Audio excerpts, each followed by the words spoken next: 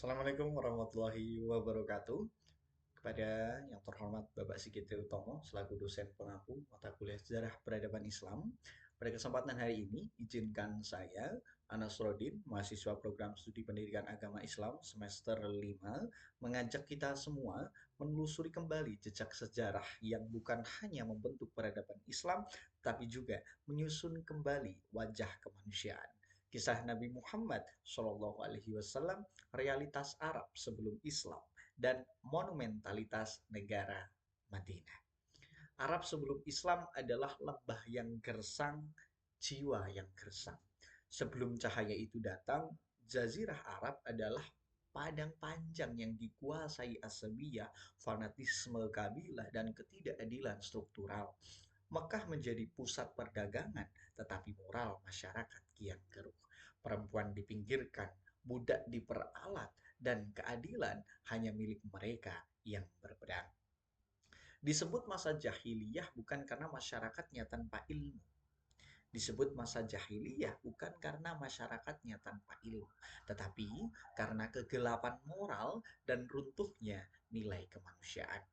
Inilah latar sosial yang kelak dibelah oleh cahaya kenabian, sebuah revolusi etis yang lahir dari pribadi yang sangat luhur. Riwayat kehidupan Nabi Muhammad SAW menjadi cahaya yang dipilih. Muhammad lahir pada tahun 570 Masehi, tahun yang kemudian dikenang sebagai tahun gajah.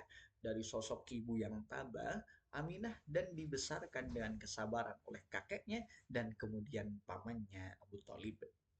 Sejak muda, ia dikenal sebagai Al-Amin, pribadi terpercaya, gelar yang bukan diberikan karena retorika, tetapi karena integritas yang terpancar dari perilakunya. Beliau tumbuh sebagai pengembala, pedagang, pemikir, sunyi yang sering merenung di Gua Hiro. Dalam kesunyian itu, wahyu pertama turun kata-kata suci, Iqra. Bukan hanya perintah membaca, tetapi perintah membebaskan manusia dari kebodohan, ketidakadilan, dan kebisuan sejarah. Dakwah dan perjuangan Nabi dari minoritas teraniaya menjadi perubahan peradaban. Dakwah Nabi dimulai dengan bisikan lembut kepada keluarga terdekat, kemudian meluas menjadi seruan terbuka tentang kesetaraan, keadilan, dan keesaan Tuhan. Namun, setiap seruan kebenaran pasti berhadapan dengan kekuasaan. Kaum Quraisy memusuhi, mencaci, memboikot. Para sahabat disiksa hingga ada yang syahid mempertahankan kalimat tauhid. Tapi Nabi tidak pernah menyerah. Beliau mengajarkan bahwa perubahan bukan lahir dari kebencian, melainkan dari keteguhan akhlak. Dari sinilah kita belajar bahwa perjuangan moral adalah energi yang paling kuat yang bisa mengubah wajah masyarakat. Pembentukan negara Madinah kontrak sosial pertama dalam sejarah Islam. Ketika Mekah tak lagi aman, Nabi berhijrah ke Yatsrib, kota yang kelak dikenal sebagai Madinah Al-Munawwarah, kota yang tercerahkan. Disinilah puncak visi kenabian diuji, bukan hanya membentuk individu yang beriman, tetapi membangun negara yang adil dan beradab. Nabi mempersaudarakan kaum muhajirin dan ansor, memelihara keberagaman suku dan menyusun piagam Madinah, sebuah dokumen politik yang oleh banyak sejarawan dianggap sebagai salah satu bentuk awal konstitusi sosial multikultural.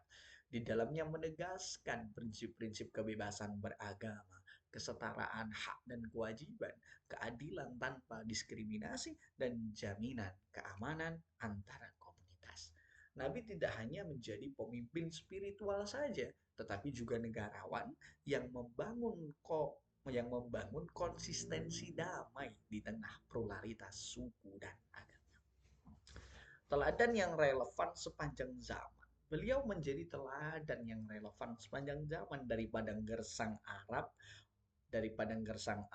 Arab yang masih pra-Islam, lahirlah sosok yang membawa revolusi nilai, membangun masyarakat berkeadilan, hingga mendirikan negara berbasis moralitas dan persaudaraan. Sebagai mahasiswa, sebagai generasi penerus bangsa, kita mempelajari ini bukan sekedar untuk mengenang, tetapi untuk meneladani bahwa peradaban besar lahir dari akhlak yang kuat, pikiran yang jernih, dan kemampuan merawat keberagaman.